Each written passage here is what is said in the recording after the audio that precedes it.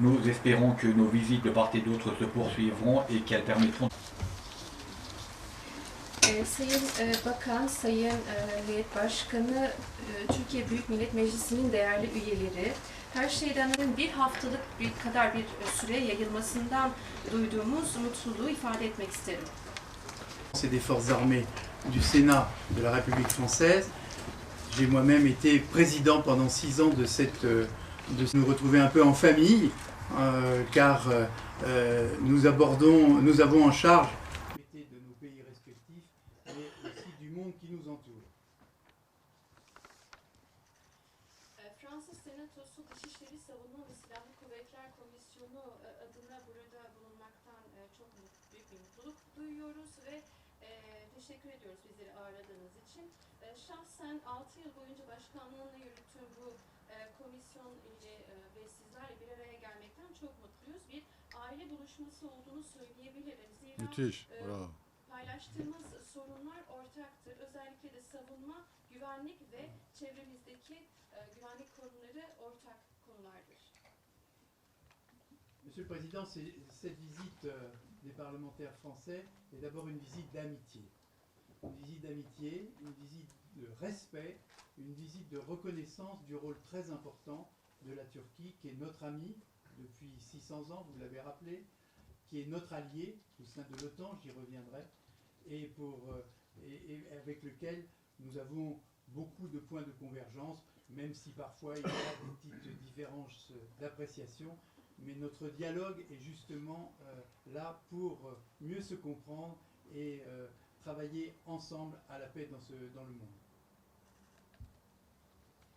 Sayın Başkan, Fransız yetkilileri olarak Fransa'nın temsilen burada bulunmaktan çok büyük bir mutluluk duyuyoruz. Az önce söylediğim gibi bu ziyaretin başlıca beslediği duygulardan bir tanesi dostluk duygusuyla burada olduğumuzu, saygı duygusuyla burada olduğumuzu söylemek isterim. Özellikle de az önce de söylediğiniz gibi 600 yılı aşkın süredir dost ve müttefik ülke olan Türkiye'nin bölgede oynadığı rolün tanıma amacıyla buraya geldiğimizi ifade etmek isterim.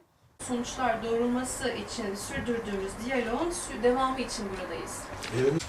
Monsieur le Président, je voudrais d'un mot parler de nos relations bilatérales en les centrant sur la sécurité et la défense, et puis évoquer les crises et les drames qui nous entourent.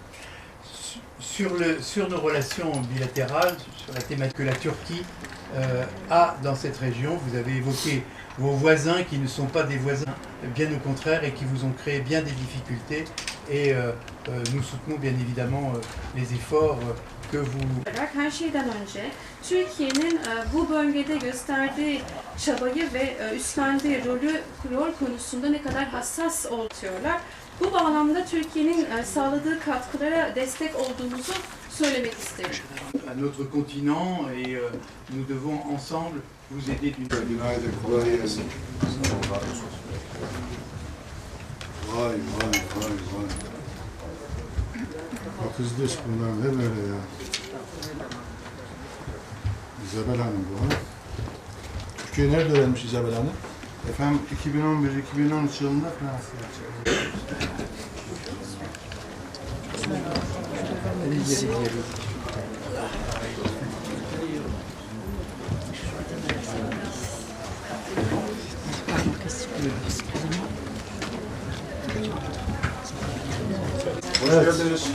Bienvenue.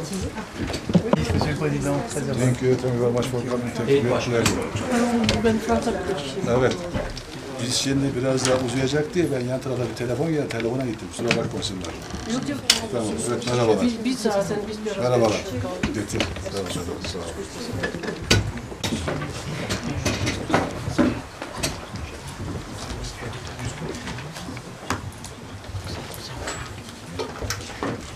Que nous considérons très précieuses et très importantes.